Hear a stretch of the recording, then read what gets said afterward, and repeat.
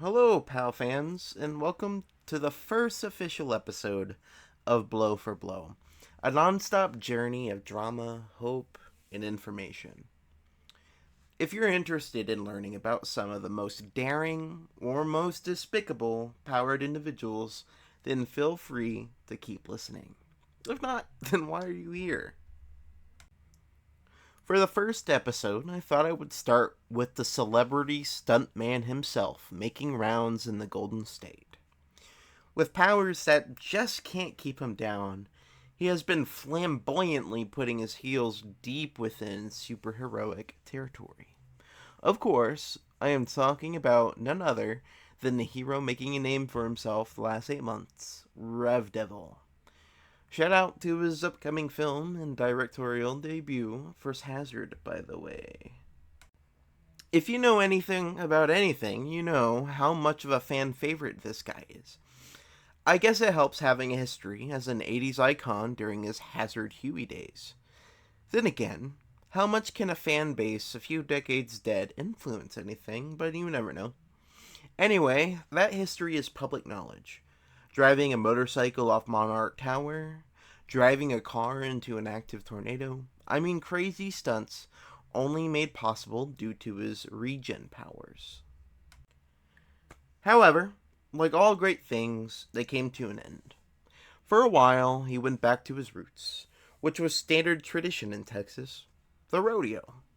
While we can only assume why he decided to give the heroics gig a try, most just guess it's because he got tired of the mediocrity of it all.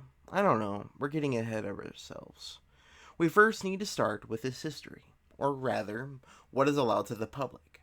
Keep in mind, this entry will be a bit more detailed than other more obscure entries because of the autobiography Rev-Devil has published a while ago, and information he has been candid with in interviews. Also, please note that this first entry will be a bit different from future entries, since his heroic career is relatively recent, and a lot of information for future entries will be mostly focused on the heroics they involve themselves in. Any personal information used in all the episodes will just be what's publicly available. It can be easy to forget that since this first entry is one with a decent amount of information available, and we're able to we know who this individual is outside of their heroics a bit more. Eli Hewlett was born in Bradford, Texas, on his family ranch, October 16th, 1959, to Joel and Martha Hewlett. His early childhood would be what you would expect for a kid growing up in that environment. Outdoorsy, inquisitive, and very active. By 14, he was pretty much an expert at riding a horse, and it's roughly around this time he discovers his passion with mechanics and bikes, his first bike ever being a dirt bike. In a tragic way, this discovery would be the catalyst for the discovery of his powers. One day, when he had some friends over, he was riding out in a large amount of land. Of course, certain parts of land were off limits. Kids being kids, his friends didn't care. One bet later that requested he herd some cows on his dirt bike later, Eli ended up doing what every adventurous child does. Stupid stuff. Unfortunately for Eli, his dirt bike ended up riling up a bull, and Eli found himself on the business end of some mighty pissed off horns. After a bit more time, Eli would become one of the first individuals in the country to become homeschooled, which was mostly happening due to the abuse PAL children typically faced in schools. Eli's friends stopped coming over, and he continued his horse riding and tinkering in a garage with his dad. However, for as independent and easygoing as Eli was, the isolation would start getting to him. He missed his friends. He missed not being seen as an outsider to everybody outside of his family. By the time he was 16, He had also made a name for himself as sort of a troublemaker. Being cooped up on his land, despite being fairly large, eventually turned into something of a gilded cage. He had already known most of the land like the back of his hand, even before his powers developed. So his adventurous nature turned into restlessness. His horse rides became longer, and his handiness turned into obsession. Above all else, he started going out into town on adventures, as Eli today would describe them. While no harm was done to anybody, he would do all kinds of stuff for a seeming adrenaline fix. Trespassing was something he started doing, and he became something of an urban explorer from his expeditions into abandoned buildings and homes that were now skirts of town and even into the countryside. By the time he was 18, he even got bored of his own town and started hitchhiking. It would be some time before he would see his family again. He traveled from town to town, taking odd jobs.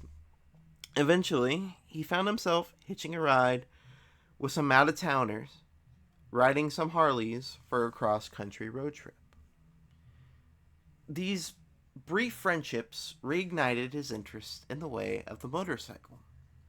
And when he had arrived in Oklahoma, after only 3 years of being adrift, he decided to finally kind of set some roots and kind of develop his life a bit more.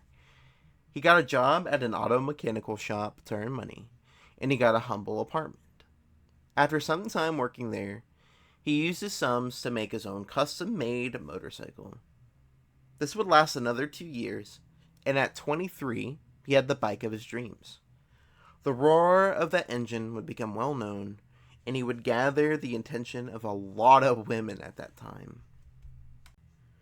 One such woman was Sharon Ketcher, the daughter of the mayor for Lookout, Oklahoma, Michael Ketcher, who was home for the summer after some time abroad. It was getting close to the 4th of July at this time, and they needed a way to bring some hype to the fair that had lower and lower and lower turnout each and every year. Sharon, having been dating Eli for a few months roughly at this point, thought this was the perfect opportunity to introduce her father to Eli, for the dual purpose of solidifying their relationship, as well as helping her father. While the mayor was initially hesitant due to already knowing of Eli being known as something of a show-off in town, the mayor quickly warmed to Eli's welcoming and personable qualities. After a long night of conversation, Eli had a gig to attend. The 4th arrived, and Eli came riding in on his motorcycle. It was a resounding success, and the turnout for the fair increased each night in the 3-day fair. Seeing an opportunity only a fool would pass up on, Michael talked to Eli after the conclusion of the fair, and they both decided to make him something of a staple for the town. Getting a cheaply made and uncomfortable outfit, and further modifying his motorbike to handle more outlandish stunts, Eli would become a popular stuntman, performing on holidays and during community events. He was a small-town hero. When he started becoming more popular in that region of the state, people started caring less and less that he was a pal. It might have helped that he used his powers for crazy high-octane entertainment, but who knows. His name would eventually spread throughout the state, and he would frequently get featured on radio, and also managed to get some paid advertisements. By the time he was 27, he had married Sharon, and was frequently traveling out of state to attend state fairs, races, charity events, and even the odd stunt that would have them circulating national news stations. However, it was for this very reason there was a trouble in paradise. Sharon and Eli had already been married for 1 year during his 27th year, and Sharon was wanting a family amidst all the chaos. However, Eli was enjoying the adventure, so he wanted to continue unhindered. Intense arguing would continue for roughly 2 more years before Sharon had enough. They divorced and went their separate ways. After losing his wife and the ties that grounded him, he dove headlong into his work, which is saying something because he was already something of a workaholic. He started partying, or as much as his regenerative abilities could allow. He also started to gain a reputation as something of a hotshot playboy. It seemed that the fame was getting to him, and he grew a more cocky personality as a result, which is saying something because he was already a relatively confident guy beforehand. He would continue to make a name for himself the next 4 years, and not all of that was good. He would frequently get into heated disagreements with others in his professional circles, and he had started gaining a bad reputation for flaking on shows. Sometimes, even when expected, he would merely hop on one of his bikes and just ride. It all came to a head when he got a call that would change his life. His father had recently passed away due to a stroke, and his family needed him. So, doing the first responsible thing he had done in years, he headed home. He helped with the funeral, and after that he stuck around for even more harrowing work, reacquainting himself with the rest of his family. There was still some bitterness at him for leaving without so much as a goodbye, and rightfully so. His family did their best to adjust to their new way of life when he developed his powers, and while they made some mistakes along the way, they bent over backwards to ensure Eli still had a place to stay. A fortress of solitude, if you will. It took a lot of work, tending to what cattle they had left since he was there, and helping tend around the house while everyone grieved. This was a slow, tedious process, and he wouldn't fully mend the relationships with his sister, which, by the way, I didn't mention earlier. He has a sister, and mother, after 6 years of grieving together. It was also at this time that Eli rediscovered his love for the rodeo, so he started riding horses again. However, by this time, his sister was getting married to a doctor in the same hospital she worked, and his mother was starting to show health problems as well. He and his sister helped their mother contend with a cancer diagnosis, and her fight would last 6 months. Banding together, Eli and his sister got a lot closer because of this. He was there for her when she moved out into Augustus, Texas, roughly an hour away from Bradford. However, they would remain, and even to this day, remain in touch. Eli, left alone in his old family ranch, continued to tend to what cattle they had left. He also continued his reignited passion in the rodeo, and while he never reached similar acclaim to his Hazard Huey days, he still got to make a lot of friends in doing so. For the next 11 years, he resided on the ranch, but by his own accounts, he was starting to get that itch again. While not as intrusive as it was when he first left, he still couldn't help but reflect on his life up until that point. His ex-wife, his ex-fame, most of all, the relationship he missed out on with his father. He was super close with his father before he left, and his biggest regret is that he never got to rekindle that close father-son relationship. In his rumination, though, he got a call, a rather unexpected one. He got a call from a woman claiming to be his daughter. The conscious part of his brain wanted to deny it. However, the gut instinct and intuitive part of him knew that possibility was high. When he was alone and on the road after his divorce, he began to be prone to one-night stands and other flights of fancy. Anyway, the caller told Eli she would meet him at the Rocky Road Diner inside town, so he went to meet her that evening.